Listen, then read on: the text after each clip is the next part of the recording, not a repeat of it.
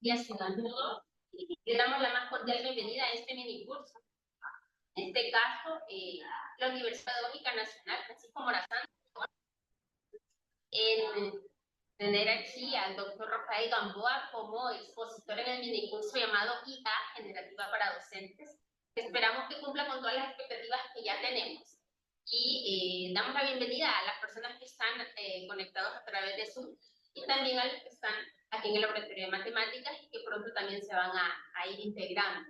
Este mini curso consta de 2 sesiones. El día de hoy se estará desarrollando en este horario y también mañana en el mismo horario aquí en el laboratorio de matemáticas y también vía Zoom, para que tomemos en cuenta que no terminamos, ¿verdad? Sino que continuamos para mañana y culminar pues todos los objetivos que tenemos trazados. Si tenemos preguntas, lo mejor en un mini curso es hacerlas en el momento, creo yo. El profesor Gamboa estará muy dispuesto a responder. Entonces, cualquier consulta que puedan hacer a través del chat se les estará respondiendo lo más pronto posible y de igual manera aquí presencial. Me voy a permitir leer un resumen de la hoja de vida del doctor Gamboa para que podamos conocer su trayectoria y sobre el contenido que él nos puede estar brindando el día de hoy. El profesor Gamboa es matemático por la Facultad de Ciencias de la Universidad Nacional Autónoma de México, maestro en Ciencias Computacional por el Instituto Tecnológico y de Estudios Superiores de Monterrey y doctor en Inteligencia Artificial por la Universidad de Edimburgo, Escocia, Reino Unido. Al terminar la maestría, ingresó como investigador al entonces Instituto de Investigaciones Eléctricas en Cuernavaca, Morelos, donde trabajó hasta 2004. Posteriormente, laboró como investigador asociado en la Universidad de Northumbria, en Newcastle, y la Universidad de Glasgow, en el Reino Unido. En 2006, regresó a México para incorporarse al Instituto de Gestión del Conocimiento y del Aprendizaje en Ambientes Virtuales, del Sistema de Universidad Virtual de la Universidad de Guadalajara, donde trabajó como profesor e investigador hasta su desaparición en 2024 y de 2010 a 2017 coordinó el doctorado en Sistemas y Ambientes Educativos. Su desarrollo como investigador ha sido en el ámbito de la inteligencia artificial y los sistemas y ambientes educativos mediados por tecnología de información y comunicación digitales. Más específicamente, se interesa en identificar y comprender las maneras en las que los usos, las tecnologías digitales, introducen cambios significativos en el proceso educativo. Estudia los casos en que las tecnologías digitales incluyen elementos de inteligencia artificial y dejan de ser herramientas pasivas, ajenas a lo que ocurre en el entorno educativo, para transformarse en agentes inteligentes con capacidad de actuar de manera proactiva y colaborar con otros para la consecución de objetivos de aprendizaje. Desde 2020 ha estado trabajando en proyectos asociados, proyectos relacionados con memoria asociativa entrópica. Y el día de hoy lo tenemos entonces como expositor en el mini curso IA Generativa para Docentes, que tenemos muchas expectativas. Adelante, doctor. Muchas gracias. Creo que se me estén escuchando bien. Bueno, antes que nada agradezco nuevamente la invitación que me ha hecho la Universidad Pedagógica Nacional Francisco Morazán para estar aquí, para compartir experiencias y la oportunidad que me está dando el día de hoy para dar este curso, no nada más de manera local, sino también de manera remota a todos los que nos acompañan en línea. Bueno, la idea del curso rápidamente parte de la necesidad que está creciendo de adquirir familiaridad con la inteligencia artificial generativa. La inteligencia artificial generativa nos cae por sorpresa a finales del 2022 y ha generado toda una ola de preocupación, una ola de expectativas, una ola de cambios en muchos sectores, pero particularmente en el ámbito de la educación. Entonces, la intención del curso es familiarizarnos con el uso como docentes. De manera general podemos ver, digamos, el trabajo con la inteligencia artificial generativa en dos grandes líneas. Una línea tiene que ver con nosotros usando la tecnología para aprovecharlo como parte de nuestro trabajo como docentes, tal cual. Y la segunda parte tendría que ver más con el aprovechamiento de este tipo de herramientas en los procesos educativos, pero más del lado del estudiante. En este curso nos enfocamos en la primera parte, en familiarizarnos con el uso de este tipo de herramientas como docentes. Y voy a asumir que los que están participando o no han usado inteligencia artificial generativa o la han usado de una manera muy básica. ¿Okay? Entonces, si resulta que ya tienen más experiencia con inteligencia artificial generativa, a lo mejor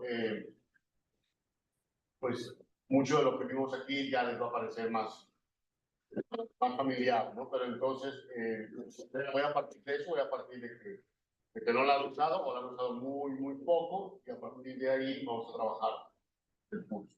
¿Okay? Voy a compartir una presentación.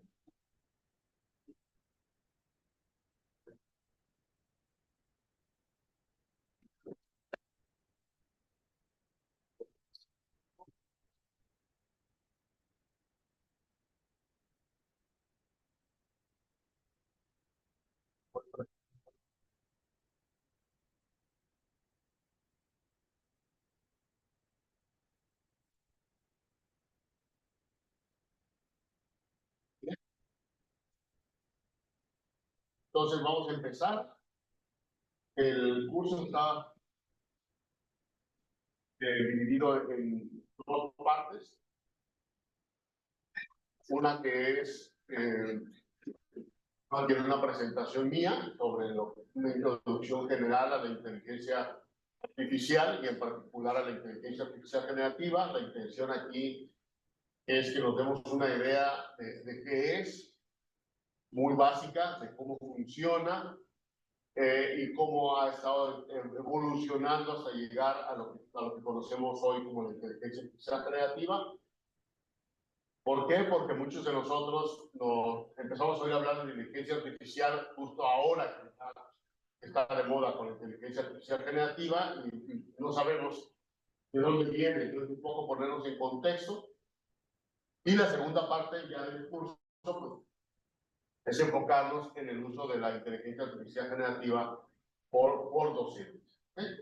Entonces voy a comenzar con la breve introducción a la inteligencia artificial.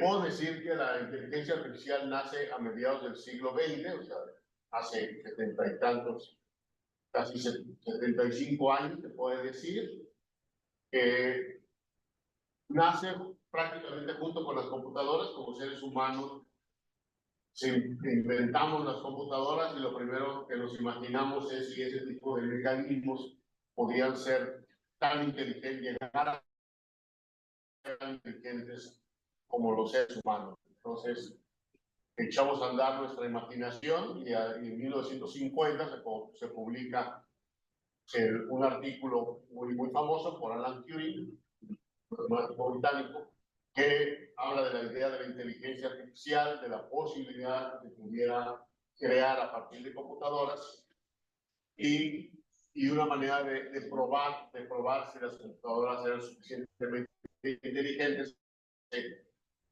Hoy en día, desde hace ya muchos años, como la Turing para determinar si es suficiente o no es una que se puede decir en buena medida superada, que ha sido aprobada por el lo otro que puedo decir es desde sí mismo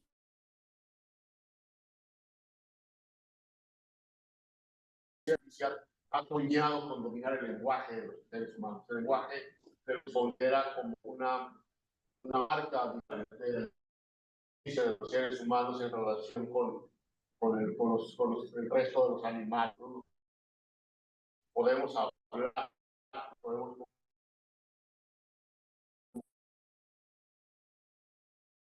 ninguna otra especie sobre la Tierra.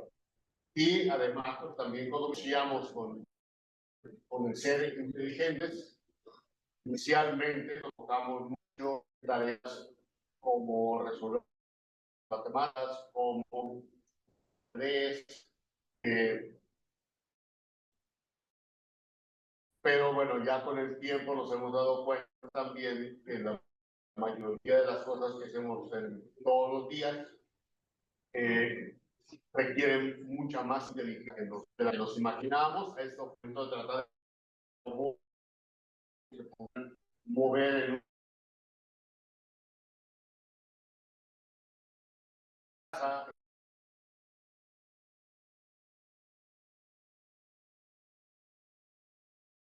pues que una tarea que se pueda hacer inteligencia, y esto lleva al tercer problema, los 80, que para 1975, 1980, las computadoras ya deberían de ser capaces de manejar el lenguaje, lo que se pensaba inicialmente. Y una manera de probarlo, parte del interés en esos tiempos, por el tema de la Guerra Fría entre los Estados Unidos y la Unión Soviética, era que los americanos pudieran tener acceso a documentos confidenciales rusos y usar la inteligencia artificial para traducirlos automáticamente al inglés. ¿Okay? Entonces, ese era el sueño, que pensaba que para los 70 eso ya iba a ser posible. Sin embargo, el problema resultó ser muy complicado, muy difícil. Hay una anécdota, pero no, bueno, más bien un mito, se podría decir. No se sabe si es real, si es inventado, pero una manera de probar, se dice, una manera de probar que un sistema inteligente ya podía hacer traducción era tomar un texto en inglés, pasarlo al ruso y luego, bueno, traducirlo automáticamente al ruso o traducirlo automáticamente de regreso al inglés y comparar la frase original con la frase traducida. Entonces, si la frase original y la frase traducida coincidían, entonces se podría decir que el sistema estaba funcionando bien, y si no, el sistema no estaba funcionando. Entonces se tomó una frase famosa de Winston Churchill, que dice: el espíritu quiere, pero la carne es débil. Entonces la versión en inglés de esta frase se traduce al ruso automáticamente y luego se regresa del ruso al inglés, y el resultado fue: el vodka está bueno, pero la carne está podrida. Lo cual mostraba, de alguna manera ilustraba la idea de que la tecnología no estaba funcionando. Entonces, un problema muy complejo.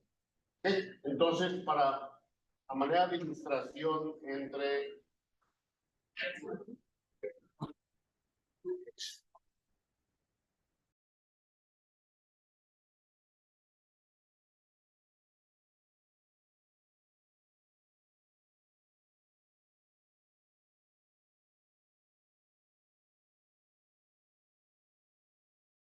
perdón, me comentan que no se está oyendo tan bien, espero que se esté oyendo mejor ahora. Bueno, para darnos una idea de la inteligencia artificial, particularmente en los inicios, que es cuando la inteligencia artificial era, podemos decir, más sencilla y se puede comprender mejor cómo es que opera, voy a poner un pequeño ejemplo usando algo que creo que todo el mundo conoce, pues, los acertijos del Sudoku. Una vez todos hemos jugado Sudoku y nos gusta estar poniendo los numeritos ahí para resolver el problema. Entonces, este tipo de problemas fue los problemas iniciales con los que inició la inteligencia artificial. Claro, el Sudoku no existía, sino más bien se usaban problemas como salirse de un laberinto, por ejemplo, o los cuadritos estos donde uno mueve los números hasta dejarlos en orden. También ese tipo de problemas se empezaban a usar, problemas de juguete, para probar las capacidades de las computadoras. Hay que recordar que en ese tiempo la capacidad de las computadoras era muy limitada. La velocidad no se compara con lo que tenemos ahora en el teléfono celular, ni la capacidad de memoria para almacenar información. Entonces, los primeros ejercicios con inteligencia artificial pues fueron muy básicos, fueron problemas como los de Sudoku. Entonces, voy a correr el ejemplo para que lo veamos. Lo voy a llevar. Pueden ver. Ah, no es cierto, esto no necesitan verlo. Voy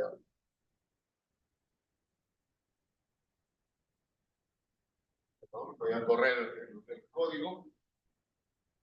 Ahorita ya lo voy a mostrar.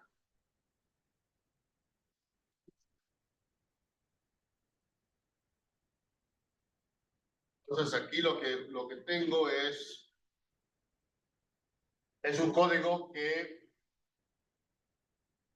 para resolver un problema de Sudoku. Es un código muy sencillo, no voy a entrar en los detalles del código,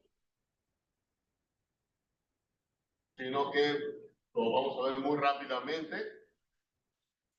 ¿Qué es lo que hace? Bueno, lo voy a ir corriendo pasito a pasito para que lo vayamos viendo funcionar. Usa una interfaz gráfica para que podamos ver los resultados. Tenemos aquí el tablero. El tablero está representado como una matriz donde los ceros quiere decir que no hay nada, son los espacios vacíos, y los demás números son los números que están plantados en el juego. Entonces, vamos a crear el tablero y luego vamos a resolverlo usando pura fuerza bruta de la computadora. ¿Qué quiere decir pura fuerza bruta de la computadora? Que lo que va a hacer es, si ya llenó todos los cuadritos, dice ya acabé, ¿no? Ya acabé. Entonces, si no ha acabado, porque hay un cero todavía en la matriz, o sea, hay un espacio en blanco en el Sudoku, va a buscar la primera casillita que está vacía. Y como está vacía, va a ver qué número puede poner. Si puede poner un número, el que sea, el primer número empieza a probar el 1, el 2, el 3, el 4, hasta encontrar un 1 que puede poner. Si lo puede poner, lo pone y vuelve otra vez a seguir adelante. Y así sigue hasta que se topa con pared, hasta que ya no puede poner ningún número y todavía quedan casillas vacías. Pero si no puede poner ningún número y todavía quedan casillas vacías, lo que va a hacer... Lo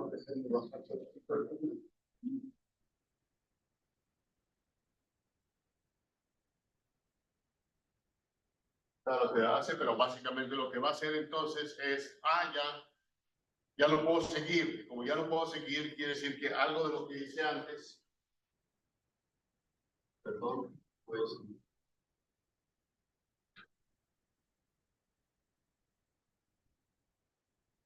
que algo de lo que hice antes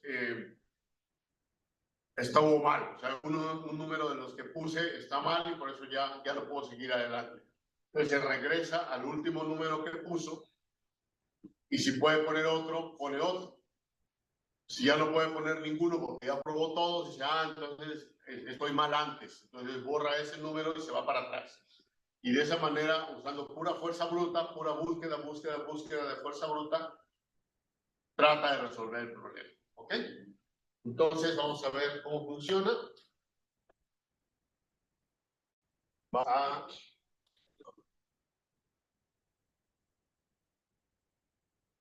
Bueno, esta es la estrategia. Esta es la manera en que se realiza la estrategia del código en Python. Y luego vamos a mostrar el Sudoku. Ahí está. Ese es nuestro Sudoku. Está completo ahí. Vamos a mover el ratón. ¿Ok? Entonces, ese es el Sudoku que vamos a tratar de resolver. Entonces, ¿qué es lo que hace después? Vamos a comenzar. Tenemos el código que va a ejecutar la prueba. y entonces lo que va a hacer es echarlo a andar. Les voy a nada más que cuenten cuánto tiempo se tarda en resolverlo. A la 1, a la de 2, a la de 3. Ahí está tratando de resolverlo. Anda buscando. Se equivoca, regresa, se equivoca. Pueden ver, anda busca una solución hasta que finalmente la encuentra. ¿Sí? Se tardó 16 segundos. Entonces, claro, en ese tiempo se tardaba mucho más, pero ahora en este pequeño ejemplo podemos ver, se tardó exactamente, Rodri es correcto, se tardó 16 segundos aproximadamente, que para nuestros estándares, resolviendo Sudoku, pues fue rápido. Nosotros no nos tardamos mucho más tiempo que 16 segundos para resolver un Sudoku, aunque sea de los más fáciles. Entonces, pues habla del poder de cómputo, pero es pura fuerza brutal. No hay ninguna inteligencia artificial aquí. ¿Ok? Entonces, ahora vamos a ver cuál sería la diferencia con un sistema inteligente. Vamos a decir, tenía aquí algunos comentarios.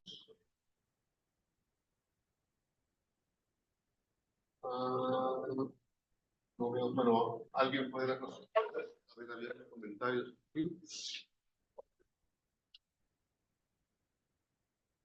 Que se escucha poco. Bueno, pero ya se está escuchando mejor, creo. 16 segundos. Ok, muy bien. Entonces, ahora, pues esa no es la manera. Esa no es la manera como una manera inteligente, como dije, una manera de fuerza bruta. Entonces, ¿cómo lo haría un sistema inteligente? ¿Cómo lo hacemos nosotros? ¿Ok? Entonces, les voy a pedir, por favor, si alguien que le guste mucho el Sudoku y alguien que lo juegue más o menos seguido, nos pudiera escribir ahí en el chat cómo es que lo hace, cómo es que lo resuelven. Tienen un Sudoku enfrente, ¿qué estrategia es la que utilizan?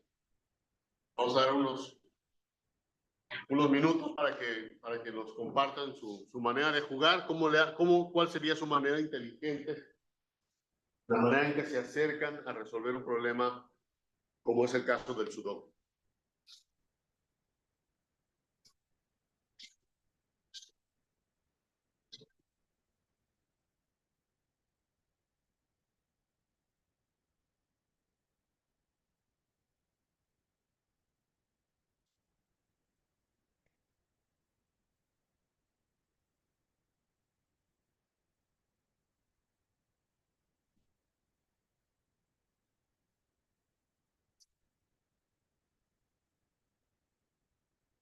Esperando sus respuestas.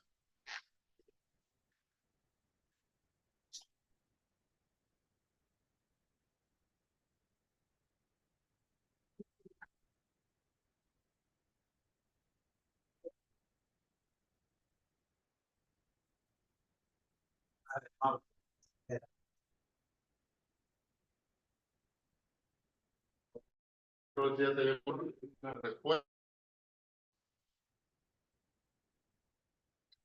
Que no se deben repetir los números, exacto, pero esas son las reglas del juego.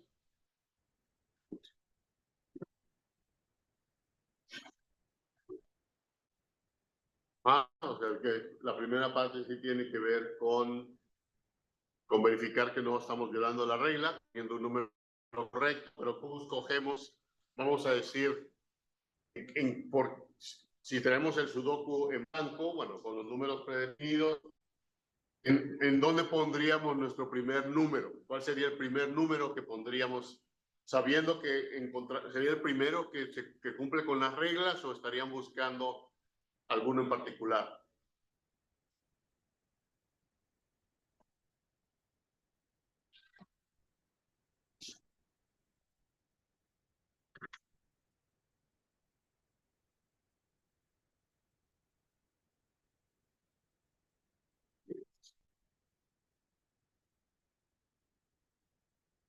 de alguna manera es lo que hace el sistema. Si puede poner un número, quiere decir que está cumpliendo con las reglas y entonces va y lo pone. Es la manera en que operó el sistema actualmente. ¿Sí? Y va de arriba a abajo, de izquierda a derecha, buscando el primer cuadrito vacío y lo trata de llenar. Exacto. Por ejemplo, aquí Gladys nos dice, bueno, inicio con los números que se repiten más para completar. Donde es más seguro de la respuesta. Porque si en un cuadrito nada más puede ir un 3, pues de una vez pongo el 3, porque no hay ninguna otra opción. Porque el 3 se repite más, hay más 3 en las filas, hay más 3 en las columnas o en los cuadros. Y entonces indica que el 3 es la única solución o una de las muy pocas opciones disponibles. Entonces, tiendo a llenar los huequitos donde tengo menos opciones. ¿Okay? O sea, no pongo los números, si tengo los 9 dígitos, puedo poner cualquiera de los 9, tengo tan poquita información que no puedo tomar una buena decisión. En cambio, si estoy llenando un hueco, son muy poquitos los números que puedo poner sin las reglas del sudoku, entonces tengo mucha información y esa información me ayuda a tomar una decisión. Y entonces esos cuadritos funcionan mejor, ¿ok?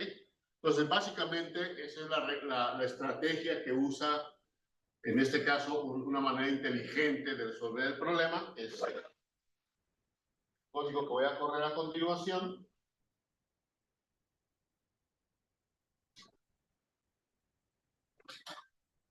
¿Dónde estamos? Bien, voy a correr este otro código. Pues, de hecho, está cargado aquí, es la versión inteligente.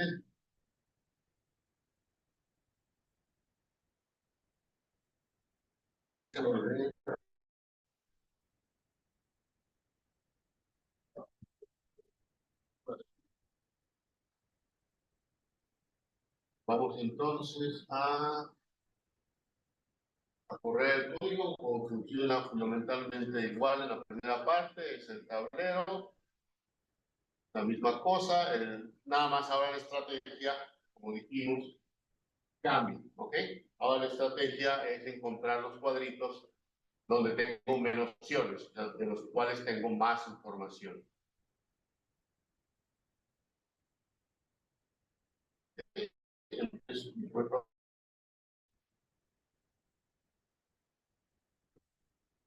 Este es el código, otra vez es el código de Python. Aquí está el sudoku, ya listo para que lo resolvamos. ¿Ok? Y entonces lo vamos a correr. ¿Ok? Y entonces les pido por favor, igual que hace rato, que prendan sus cronómetros y estén listos para medir cuánto tiempo se va a tardar. Empezamos a la 1, a las 2 y a las 3. Ya está resuelto. ¿Ok? Entonces hace rato todo 16 segundos. Y ahora tenemos el problema resuelto en un segundo, les gusta, un poquito menos. Entonces, esa es la diferencia fundamental entre la capacidad de fuerza bruta de las computadoras, que actualmente tenemos computadoras muy poderosas, con mucha capacidad de cómputo, con mucha capacidad de almacenamiento, y te pueden hacer maravillas tal cual. ¿Ok? Pero si a esas computadoras que son tan poderosas le añadimos el toque de la inteligencia artificial, si tratamos de poner estrategias que los seres humanos usamos para resolver problemas y se las pasamos a las computadoras, entonces obtenemos desempeños mucho mejores. Entonces pasamos por una multiplicación 16 veces más rápido, por lo menos. ¿Ok? Entonces, una pequeña demostración para mostrar un poco cómo la idea de la inteligencia artificial. Vamos a continuar con la presentación.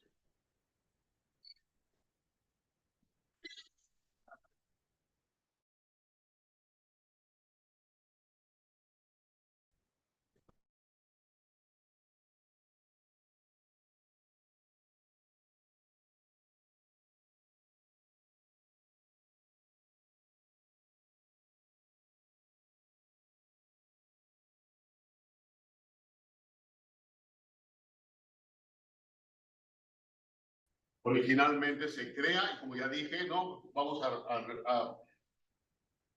a generar sistemas inteligentes. En 25 años ya vamos a poder estar traduciendo ruso automáticamente y sin ningún problema. Las expectativas eran muy altas, pero luego, porque venían las computadoras eran nuevas, todo era novedoso, parecía que íbamos a hacer maravillas. Llegaron los 70 y no se resolvió el problema, y entonces bajó el interés. La gente dejó de tener interés por inteligencia artificial, se dejó de invertir en ella. Sin embargo, pues siguió creciendo porque algunas cosas sí se habían logrado. Sube un poquito, está funcionando bien, haciendo cosas. Luego tuvo un segundo nivel de crecimiento cuando se crearon los sistemas expertos. Los sistemas expertos eran sistemas muy inteligentes, pero en ámbitos muy específicos. Se pensó que ya se podían hacer maravillas nuevamente, resultó que estaba muy difícil hacer más sistemas expertos más grandes, más complejos. Pues nuevamente se volvió a dejar de creer en la posibilidad de las inteligencias artificiales, y esto estaba así. Este es como el tercero o cuarto ciclo en el cual nuevamente la inteligencia artificial llegó a la cúspide de nuestras expectativas.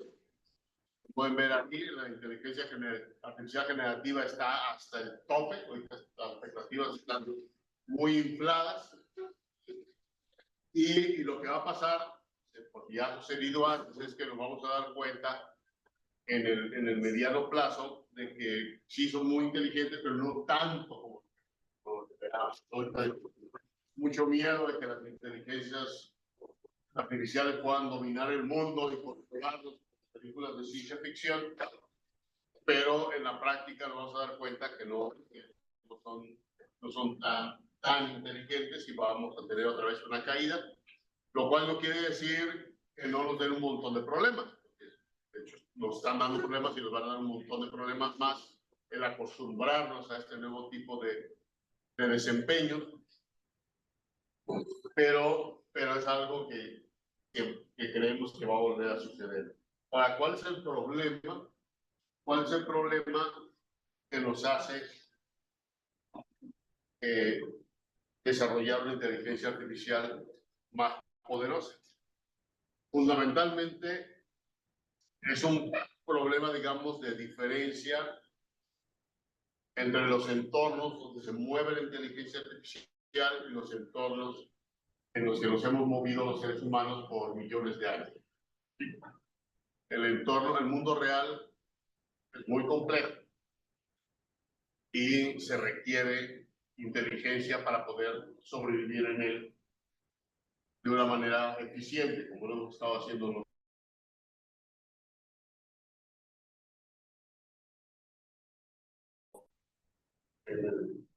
En la naturaleza, como en el ámbito social, requiere sistemas inteligentes como nosotros.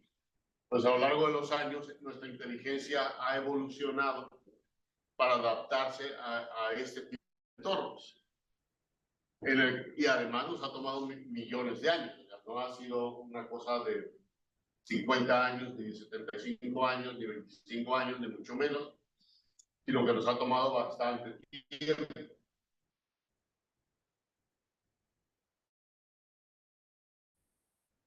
En el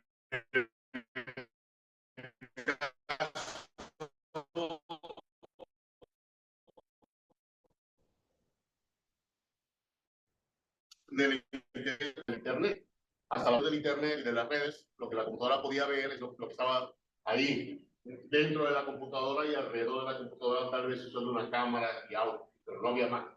¿Sí? Pero llega con la llegada del Internet, con la llegada de la web, con la llegada de las redes sociales, todo lo que es la nueva tecnología de este siglo, lo que está pasando es que el entorno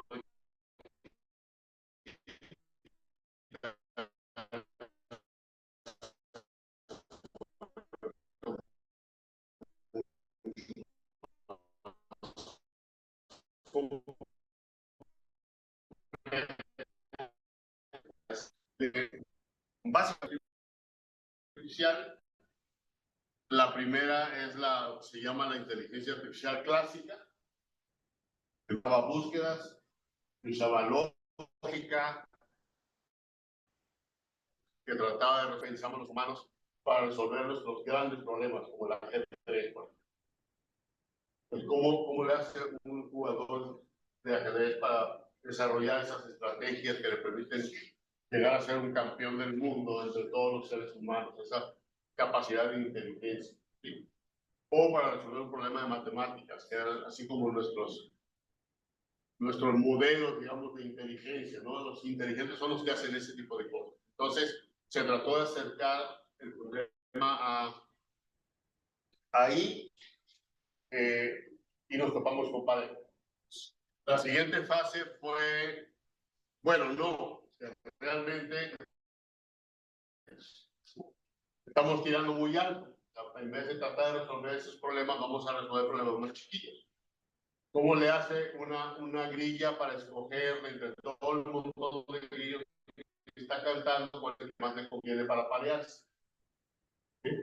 O un mosquito para encontrar a la persona la cual va a extraer sangre si está metido en el cuarto de aquel lado y el mosquito está de este lado. Empezamos a modelar inteligencias más básicas, tareas aparentemente más sencillas. ¿Ok? Y eso dio lugar a lo que se conoce como el aprendizaje automático. ¿Ok? Como le hace un ratón para salirse de un laberinto. Y entonces empezamos a tratar de resolver ese tipo de problemas, pero ya no programando el comportamiento de la computadora, como lo hicimos en el Sudoku. En el Sudoku dijimos paso por paso lo que la computadora tenía que hacer para resolver el problema. En este caso, lo que se programaba era qué tenía que hacer la computadora para aprender a resolver el problema. Y luego ya se ponía a echar a andar, la computadora lo intentaba resolver el problema 100 veces, 1000 veces, 1.000.000 de veces y aprendía a resolverlo. ¿Sí? Entonces ya la programación no estaba orientada hacia codificar la solución, sino hacia codificar el aprendizaje de la solución. ¿Ok? Luego vino la tercera fase, donde la idea regresa ya no a modelar la mente humana, sino algo mucho más básico, el cerebro humano, cómo opera el cerebro humano. Entonces, en vez de tratar de modelar la mente, lo que hacemos es empezar a modelar el cerebro y entonces hablamos de neuronas que están conectadas entre sí y de estructuras, digamos, de muchas capas de neuronas, donde la primera neurona son nuestros ojos, estamos viendo una imagen, y luego esa información pasa a los siguientes niveles de neuronas, que serían, digamos, por hacer analogía, el nervio óptico llega al cerebro, el cerebro procesa, hay más neuronas y finalmente llega una neurona que dice peligro, eso lo que estás viendo es peligro, y entonces las siguientes neuronas procesan y entonces deciden, hay que tomar una acción inmediatamente, y entonces lo que tenemos es, por ejemplo, movernos o mover la mano o hacer alguna acción. Entonces, ese modelo, en base a procesamiento neuronal, es lo que se conoce como el aprendizaje profundo, en particular profundo porque hay muchos niveles entre las neuronas iniciales que observan y las neuronas finales que toman decisiones, que actúan, clasifican o que hacen alguna tarea en particular. ¿Ok? Y entonces, el siguiente paso, que es lo que se conoce como inteligencia artificial generativa, tiene que ver, por un lado, con el aprovechamiento de estas tecnologías de aprendizaje profundo, pero no ya para analizar. Normalmente la inteligencia artificial se ha usado para analizar, para resolver un problema.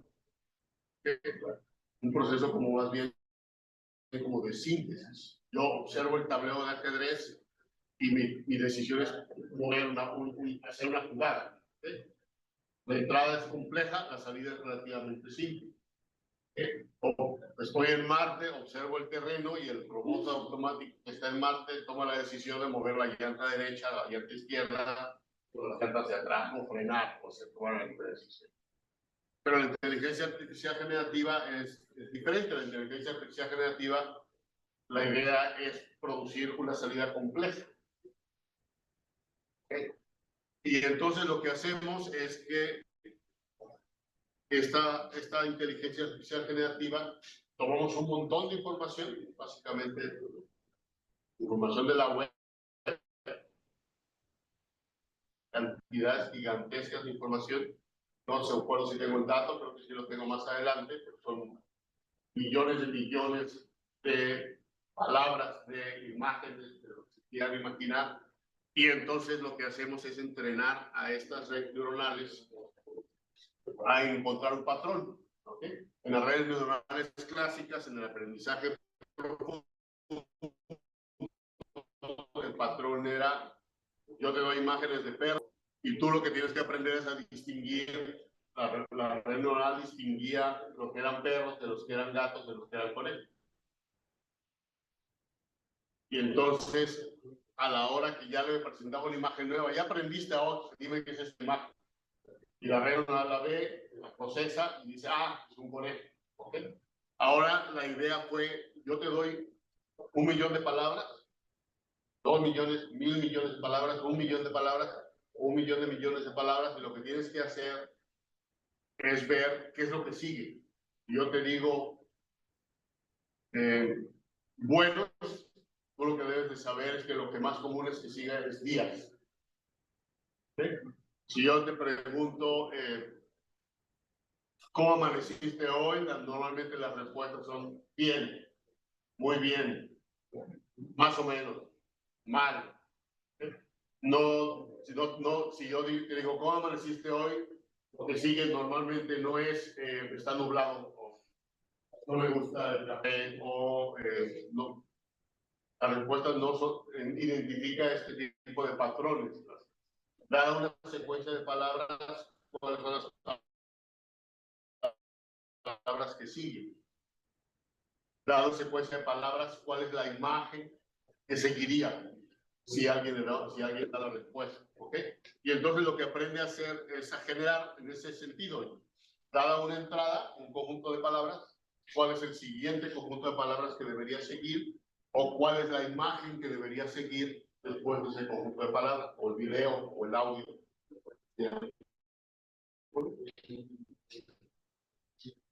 ¿Ok? Ahora, ¿por qué se pudo hacer todo esto? Por el poder de cómputo.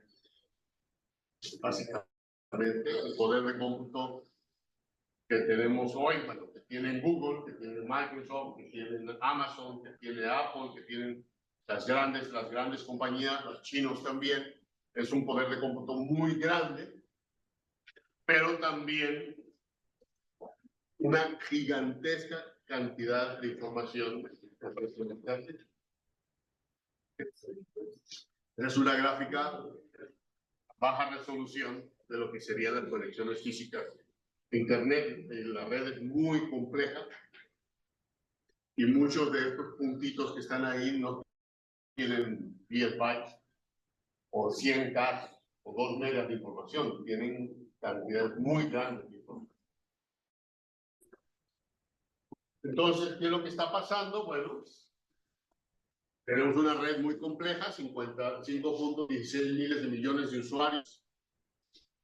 El año pasado, que fue cuando hice esta presentación, estamos hablando de, no es cierto, este año, que fue cuando hice esta presentación, en julio, hablamos de más de 8,000 millones de billones de bytes de datos, todo eso disponible a través del Internet, y tienes un robot que puede ir buscando por Google, instalando toda esa información.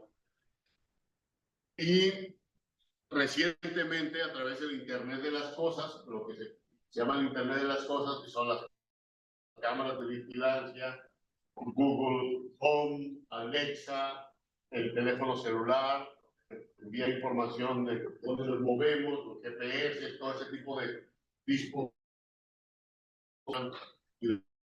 que están subiendo a la web. Actualmente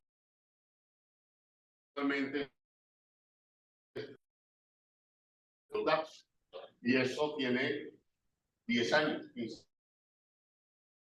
años. Entonces se espera que esta cantidad aumente, como se ve en la gráfica, se puede ver claramente, es una gráfica exponencial de la cantidad de datos que está aumentando. Y eso habilita la posibilidad de generar sistemas más inteligentes. Una pregunta. Por el hecho de que una vez, ejemplo, ¿cuánto te faltan para el 24 de diciembre de 2024? Y me saca como una cantidad de días que eran más de... Entonces, ¿por qué esa respuesta? Lo que yo intuyo de que no tenía información suficiente, pero ¿qué está pasando ahí?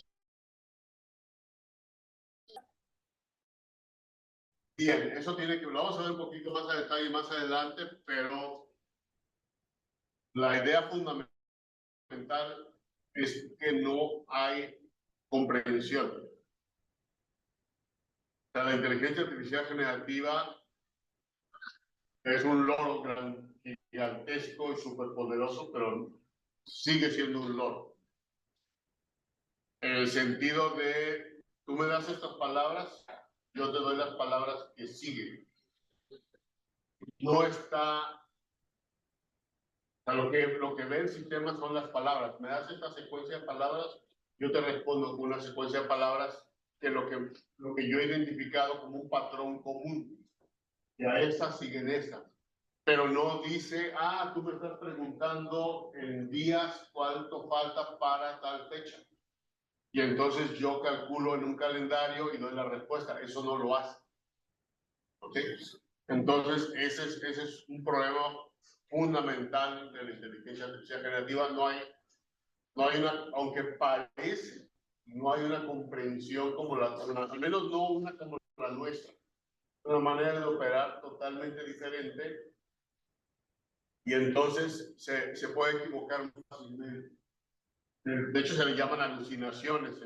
Se habla de alucinaciones de la inteligencia artificial generativa, pero en realidad es que está siguiendo patrones y a veces se equivoca porque escoge el patrón equivocado y da una respuesta que no porque no está entendiendo la pregunta, nada más está produciendo una respuesta. Okay, entonces, ya entrando más a detalle en la inteligencia artificial generativa, que es lo que sigue precisamente,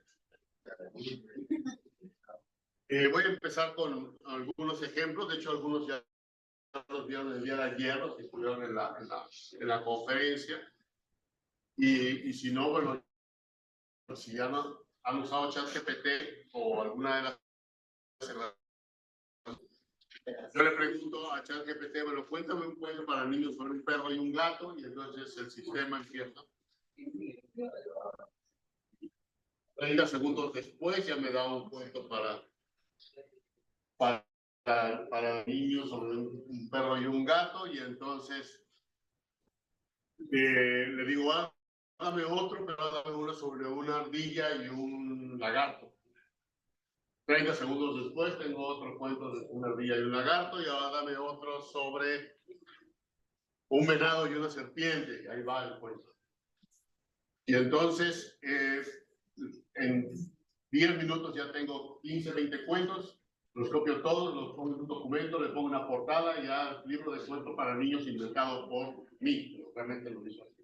La inteligencia artificial generativa, eso es posible hoy en día con tecnologías como esta, ¿no? ¿Qué más? Bueno, pues algo que hacemos comúnmente pues es decirle a nuestros alumnos, bueno, te toca leer este texto y analízalo. Dime qué es lo que quieres.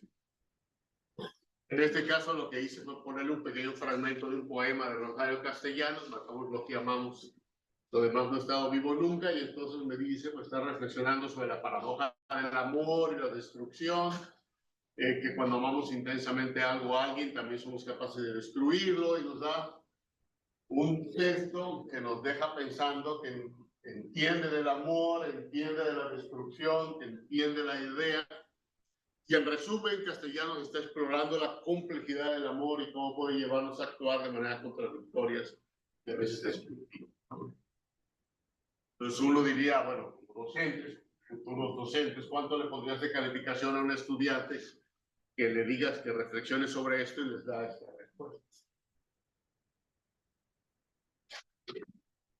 Este tipo de cosas que tenemos disponibles al alcance de la mano, o pero no. Vamos a trabajar diferentes. El producto de las edades de Sara y Joel es ahora 175 años. Más que el producto de sus edades hace 5 años, y Sara es de 20 años mayor que Joel, ¿cuáles son sus edades actuales? Típico problema de matemáticas de secundaria. Y ya empieza, bueno, si a S es la edad actual de Sara, J la edad actual de Joel, el producto por lo tanto, la edad actual de Joel es a ver, esa es la respuesta final. Entonces empieza a desarrollar las matemáticas y empieza a trabajar, y finalmente dice, por lo tanto, la edad actual de Joel es 10 años, y usando todo ese y encuentra que la edad de Sara es 30. Eso también lo puede hacer. A veces se equivoca, sí, pero generalmente para problemas sencillos no funcionan relativamente bien. Y es lo que tenemos. ¿Sí? Le podemos decir que nos genera una imagen. Algunos de ustedes ya lo habrán hecho.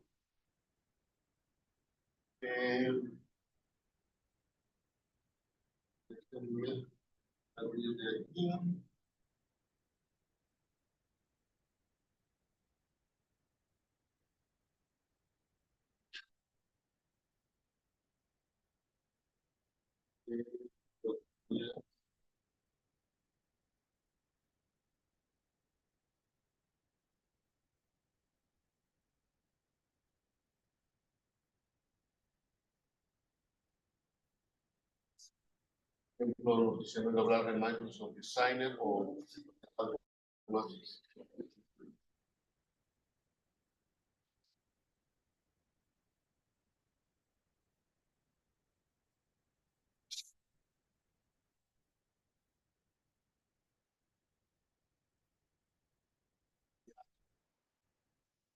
Designer, una de las muchas herramientas que hay disponibles hoy en día.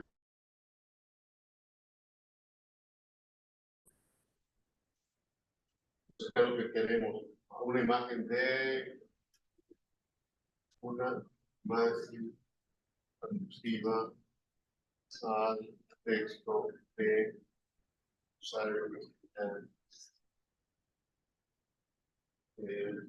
Macao.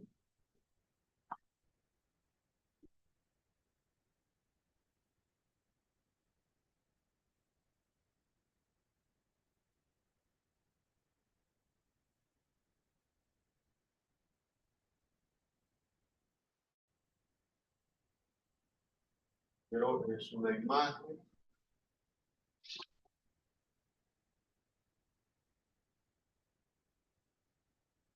Ahora, o sea, ya lo voy a poner acá.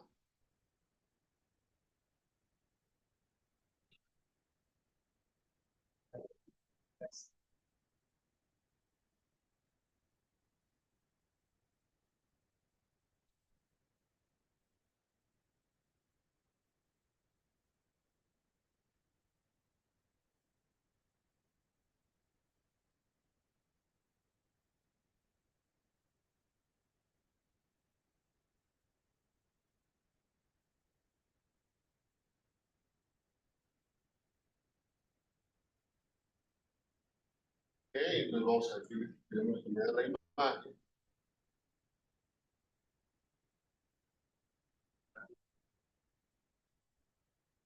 Tarda tantito.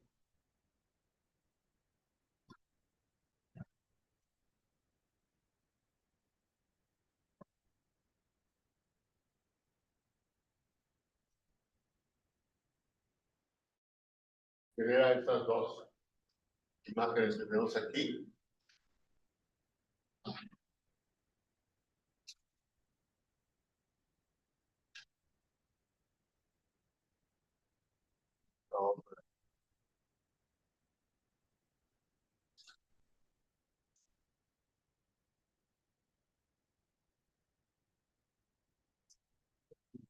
Es el tipo de tecnología que tenemos disponible a la mano con cierta facilidad. Amamos el mundo, lo estamos destruyendo no tiempo.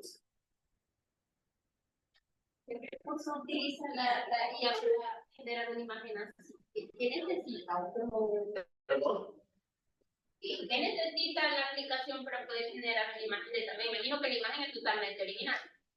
La imagen es original en el sentido de que no hay una imagen exactamente como esta en el mundo, sí. No es original en el sentido de que lo que está haciendo es generando la imagen con base en lo que ha encontrado en el internet. Hay una diferencia ahí. Y vamos a ver un ejemplo muy claro donde genera lo que ha aprendido a partir de los datos. Entonces, si es una imagen nueva, sí. Pero original en el sentido de un artista, no, diríamos que no. ¿Qué necesita? Bueno, ¿qué necesita que le digamos qué es lo que queremos? Eso le quería preguntar, pero usted podría entrenarla para que ciertas condiciones sí sean como ustedes necesitan.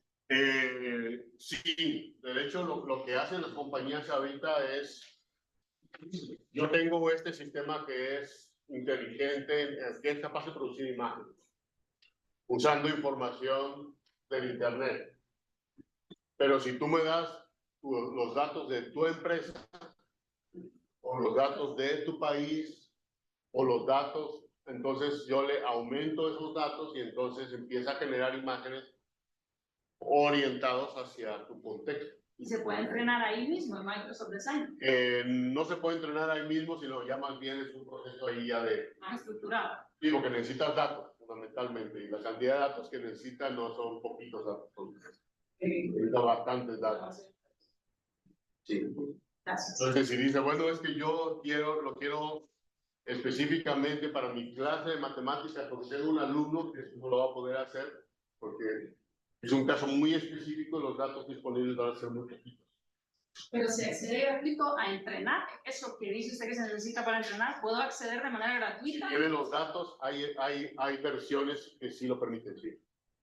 Por ejemplo, bueno, todas lo venden, pero gratuitamente, por ejemplo, la de Facebook tiene la posibilidad de que puedas usarla para entrenarlos con tus datos de manera gratuita. Y hay otras que son de software libre, que incluso puedes modificar el código si lo quieres hacer. Sí. ¿Y qué me sugiere como un software libre? Así para querer empezar a entrenar un poquito. Bueno, hay dos cosas. Una que es bastante potente y es software libre, es una que se llama de Allen Institute. Es decir, Allen con doble L Institute, que tiene una versión de software libre que puedes usar. Lo otro es que no es de 2 días, ni es así para alguien que no tiene la formación. Son sistemas gigantescos los que se usan para entrenar, para poder entrenar este tipo de cosas.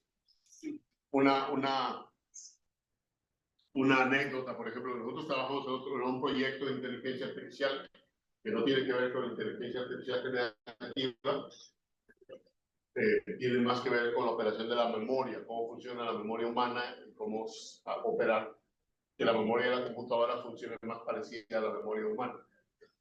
Entonces queríamos comprar una computadora nueva porque ya no teníamos ya la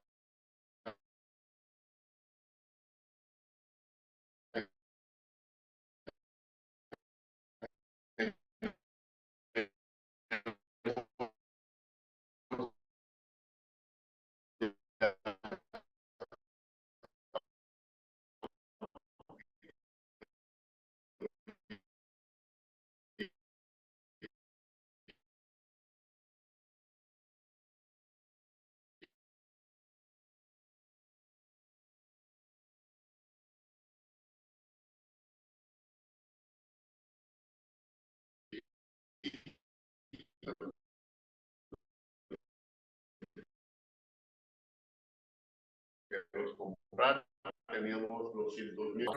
Claro. Es el tipo de equipo que se está usando y ese es entrada para poder hacer un proyecto como el nuestro, que no tiene nada que ver con inteligencia artificial. Le agradezco. En el chat preguntaron si hay aplicaciones que generan video. Sí, también. voy a mostrar que genera un video muy corto, bueno, genera un video muy corto porque es la versión gratuita, si lo pagas, ya te deja hacer otras cosas, ¿no? Por ejemplo,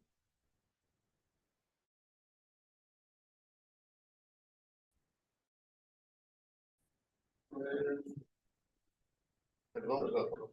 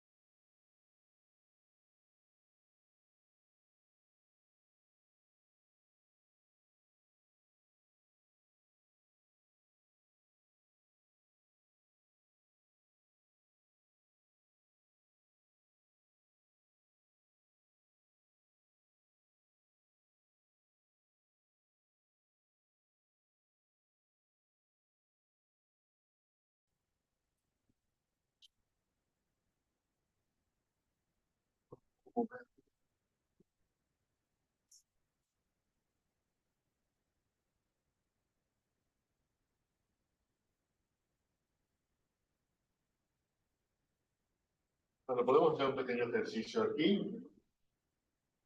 Vamos a tener un texto a video. Nos interesaría un video va a generar un video como de 3 segundos nada más, muy cortito, pero para que vean la idea de lo que hace.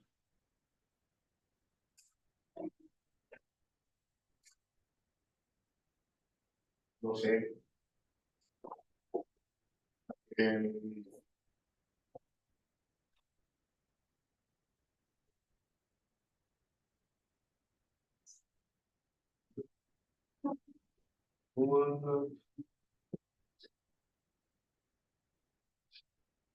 Vamos a decir, una persona de origen maya caminando por una calle de Nueva York. Poner algo así. Y luego le vamos a decir que la cree. No le estamos dando mucho más detalles, realmente se pueden. Bueno, está aquí hacer un queuing, porque ahí va.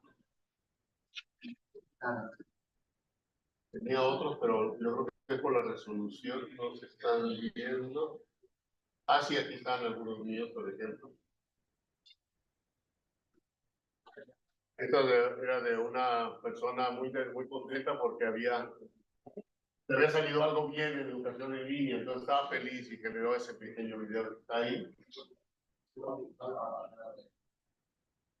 O este otro era una persona también tenía que ver con el origen maya, que iba caminando, que estaba muy triste. O este para mi sobrina de un unicornio en una selva mágica.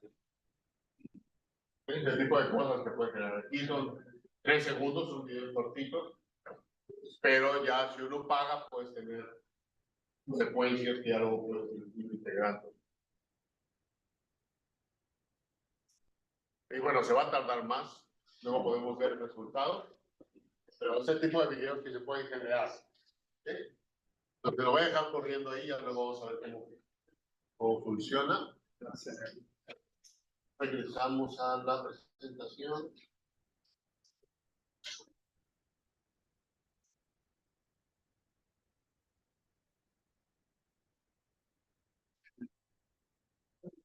Okay, entonces, ¿qué características tiene? Una de las características importantes es, como ya lo dije antes, se programa, sí, se hacen los programas, pero fundamentalmente se entrena. Necesitas el código que le dice cómo aprender, pero necesitas cantidades de datos inmensas para que aprenda. Y ya que aprende, pues ya puede operar.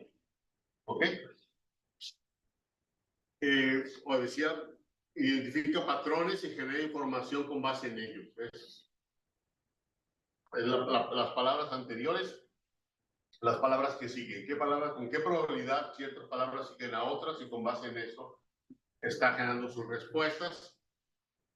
Una manera de verlo, de imaginarlo, es que tenemos una hoja de cálculo que tiene, les decía en la presentación ayer, 1 millón de columnas por 1 millón de renglones y está llena de números. ¿Ok? Conforme va viendo los datos y los va analizando una y otra vez, esos números se empiezan a ajustar hasta que tienen los números ideales para generar las respuestas que genera ChatGPT. ¿Ok? ¿Qué aprendió? Analiza los números y ve qué fue lo que aprendió. Ese es el gran problema con ese tipo de sistemas. Son muy oscuros, no se ve, no se observa el aprendizaje, porque nada más es como observar las conexiones neuronales en el cerebro de un ser humano. Es difícil identificar. Lo que aprendió no es creativa, o sea, es reproductiva porque reproduce los patrones que identifica en los datos. No puede generar cosas que no tenga identificadas, que no se aparezcan en los datos con los que se entrenó y no entiende como nosotros. Es diferente en ese sentido. Hay un ejemplo clásico, una vez salió en las primeras versiones de ChatGPT, que alguien le puso, ¿cuánto es 2 más 2? Y el sistema dice, 2 más 2 es 4. Y la persona contesta, dice, no, 2 más 2 es 5. Y entonces ChatGPT le dice, no, matemáticamente 2 más 2 es 4. Y la persona dice, no, pero mi esposa dice que 2 más 2 es 5. Y ChatGPT contesta, ah, bueno, sí, discúlpame, si mi esposa dice que 2 más 2 es 5. ¿Por qué? Porque ese es el patrón de una conversación. Se le hace normal, ¿no? Porque no sabe de matemáticas. Profesor, disculpe, yo no quiero dejar pasar la oportunidad. Adelante, sí. Cuando inició la inteligencia artificial, aparecieron dos posturas, una reproducción con la base de datos que existe en el sistema, pero aparecieron personas diciendo que incluso podría tener cierta conciencia que solo los humanos tenemos y que podría incluso, era como una teoría conspirativa. Desde su experiencia, porque me han comentado que usted tiene una experiencia en el uso de las inteligencias artificiales, ¿cómo considera usted ese boom que se dio en las redes sociales acerca de esas dos posturas? Lo comentaba al principio, la inteligencia artificial ha pasado varias veces por eso. Se generan resultados, todo el mundo se impresiona, pensamos que es una quinta maravilla del mundo, novena, décima, onceava, y luego encontramos que no es tan buena como pensamos y ya nos desilusionamos.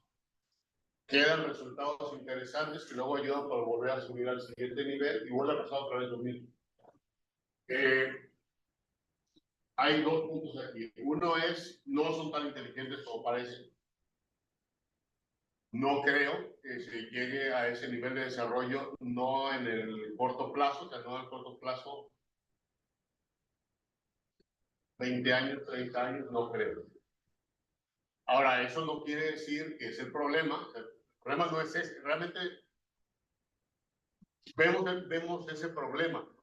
Terminator, Matrix. Entonces, las computadoras nos van a dominar y van a controlar el mundo porque son más inteligentes que nosotros. Pero eso, bueno, no, son conscientes, ¿no? Porque son conscientes, porque controlaron todo, pueden tomar decisiones. Eso difícilmente va a pasar, creo. Pero el problema es que cuántos alumnos resuelven los problemas que vimos ahorita, cuántos alumnos generan un texto como el que vimos que generara, cuántos alumnos, yo le doy un PDF, le digo que me lo analice, me da las ideas principales de 30 segundos. ¿Sí? El punto es que no es consciente, no tiene esas capacidades, pero puede generar comportamientos que parecen suficientes, que superficialmente son buenos, son inteligentes, mejores que muchos seres humanos. El punto está ahí, ¿no? Sí, no. está lejísimo de ser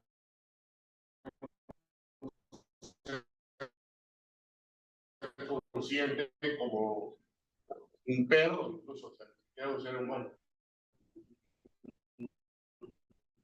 Sí, está lejísimo, pero con lo que puede hacer, puede sustituir el trabajo. Porque el tema de, también lo comentaba en la ponencia, el tema de los guionistas de Hollywood, la huelga de los guionistas de Hollywood. ¿Por qué? Porque la inteligencia artificial generativa puede crear un guion y lo va a crear en 30 segundos.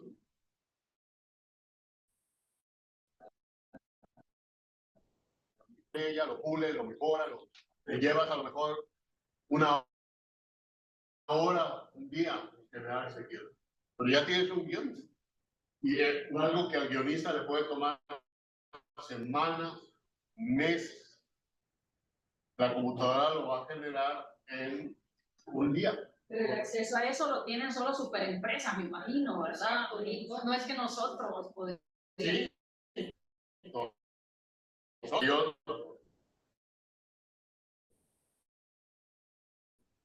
un guión de una obra de teatro o de una novela y te lo va a generar. ¿Okay? Entonces, ¿qué es lo que pasa? Que, bueno, entonces ya pues, se le voy a pagar a ese guionista por 6 meses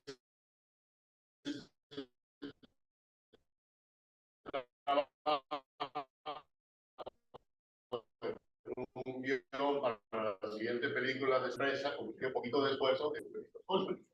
El otro problema con Hollywood es que, bueno, lo que también comentaba la vez pasada, es Disney tiene los derechos de Star Wars, compró Star Wars. Tiene todos los videos de las películas de Star Wars anteriores.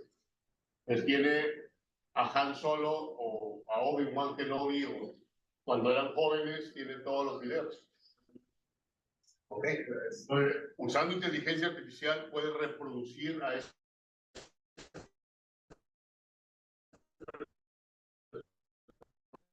Una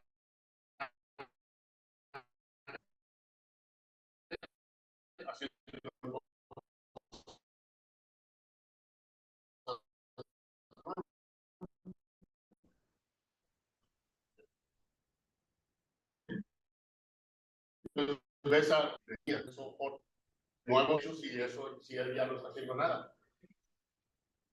Y bueno, y entonces, ¿para qué contrato actores nuevos? Si tengo tantos videos de tantos actores muy buenos y puedo generar imágenes, puedo generar nuevas películas, ya no videos animados, sino videos que parecen totalmente reales. O sea, lo que se necesita es un reglamento o de qué se va a respetar, ¿verdad? Y eso es nuevo, me imagino yo. Eso es todo lo que viene.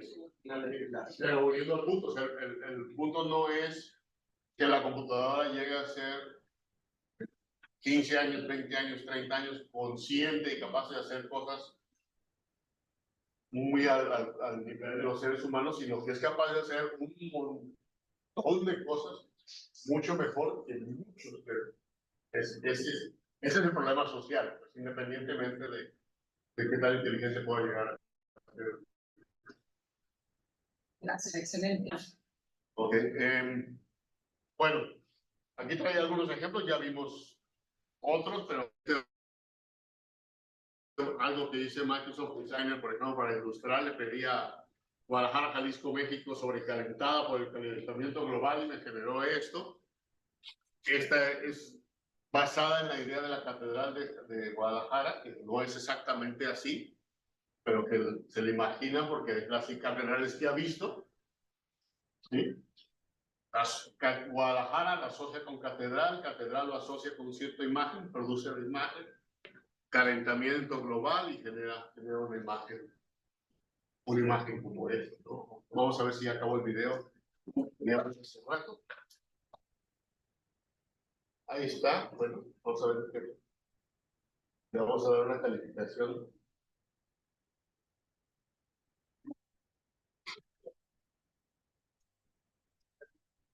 Déjame el video, por ejemplo.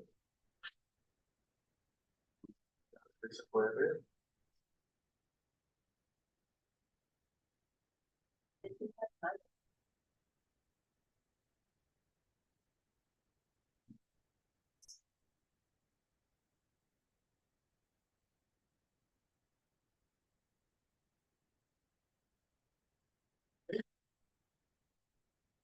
este caso fue la fisonomía de la persona.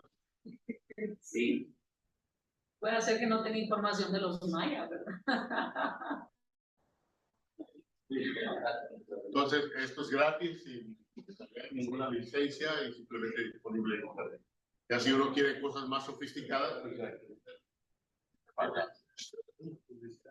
Entonces,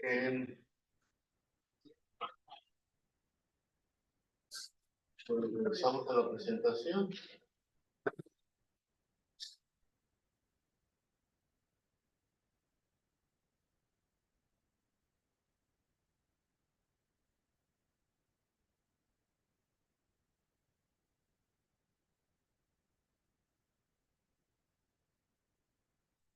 Ahora, ¿cuál es el problema? Que tiene que ver con el tema de la originalidad.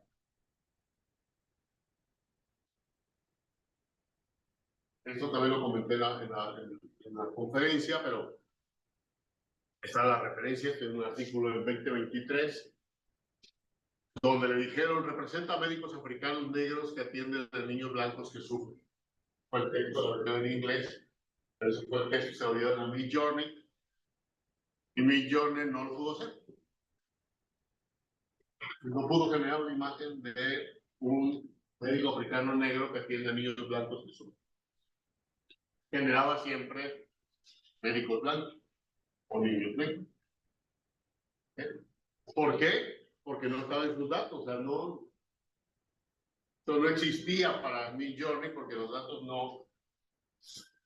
no aparecían porque refleja un patrón del tipo de datos que se le vendió. O sea, son los datos que hay. Pudo haber imágenes de niños blancos atendidos por médicos negros. Pero en la gran cantidad de datos es una minoría, no es el patrón, o sea, el patrón no está ahí. Entonces eso no lo identifica los patrones que se repiten más, y los patrones que se repiten más no son de ese estilo. ¿Ok? Al final lo que le dijeron fue médicos africanos, bueno, primero aquí no eran médicos africanos, nada más eran médicos negros, perdón. Luego cambiaron de médicos negros a médicos africanos negros. Bueno, perdón, lo cambiaron por curanderos africanos. Curanderos africanos sí hay.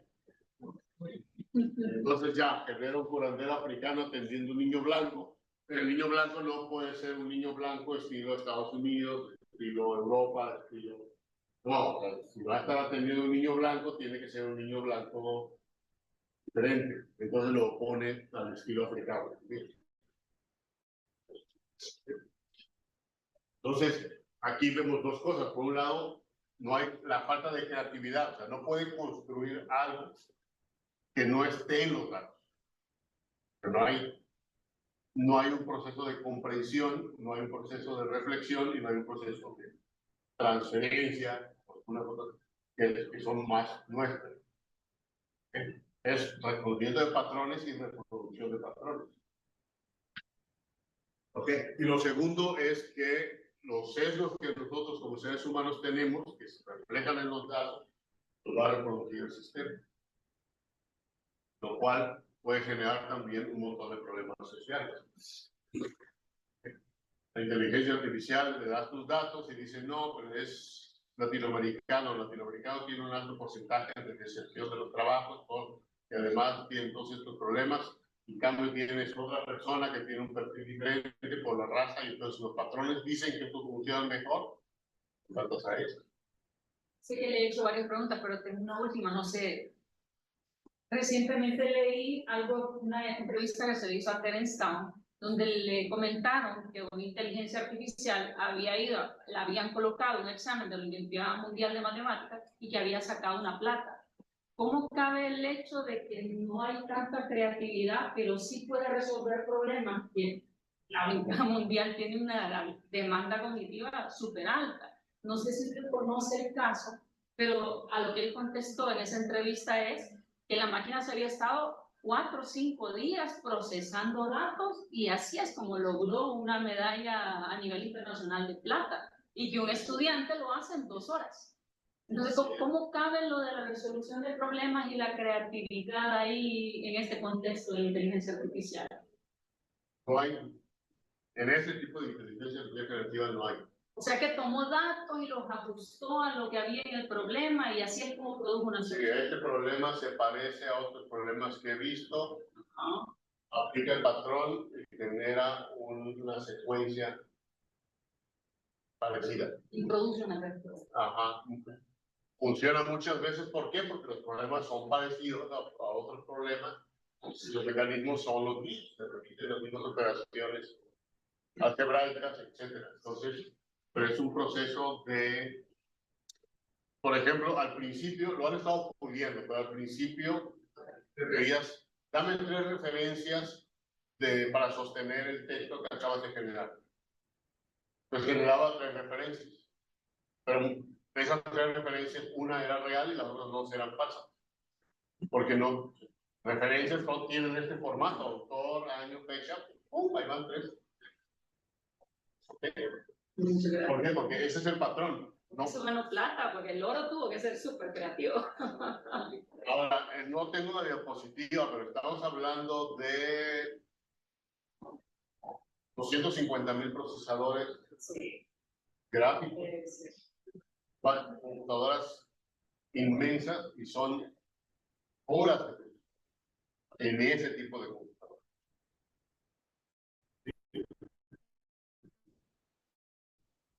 Por decir que no tiene un GPU, bueno, tiene un GPU, pero no funciona, no es compatible con el software que estamos usando.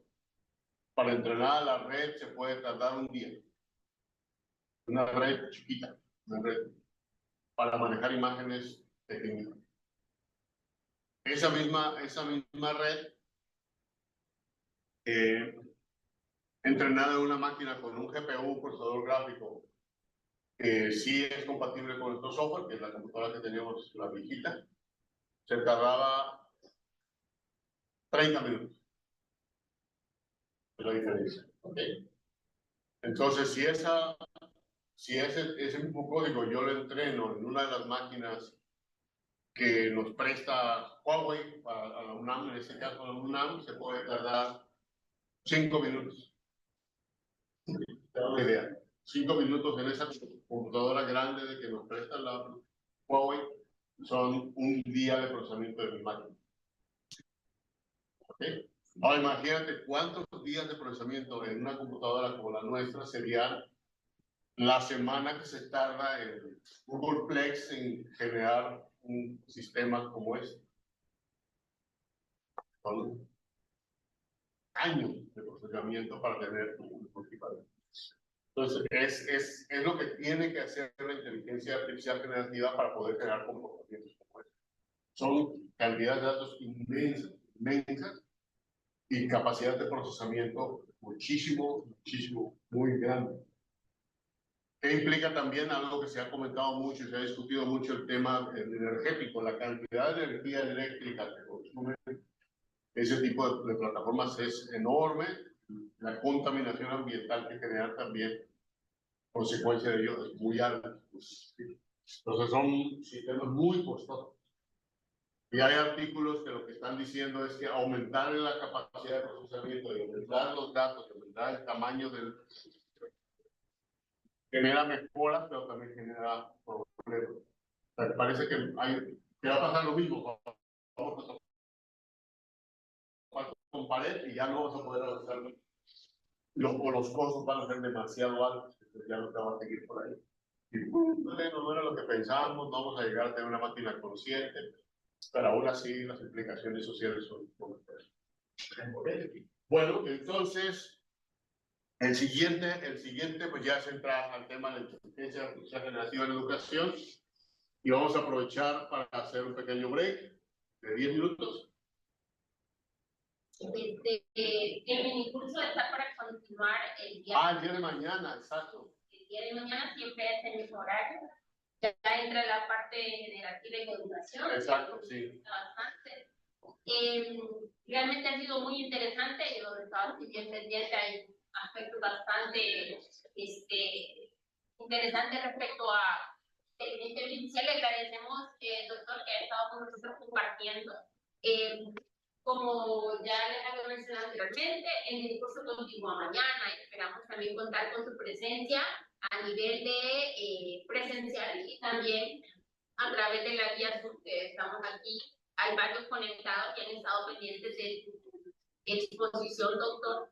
Tenemos algunos comentarios en el chat y les ha parecido muy excelente la conferencia. Algunas de las consultas pues se fueron ya respondiendo en el momento y creo que eso es importante, ir haciendo consultas para ir abordando algunas de las dudas que puedan surgir. Agradecemos entonces la participación de cada uno de ustedes en este mini curso. Esperamos que puedan continuar porque viene la segunda parte relacionada ya al entorno educativo y la relación que tiene ese entorno, bueno, los efectos que podría tener la inteligencia artificial en ese entorno también, ¿verdad? Ya el día de mañana, pues finalizaremos y entregaremos también reconocimiento al doctor por este importante mini curso que ha iniciado. Gracias a todos y esperamos contar con todos mañana, ¿verdad? Gracias a todos. Gracias también a los que nos acompañaron en línea. Gracias.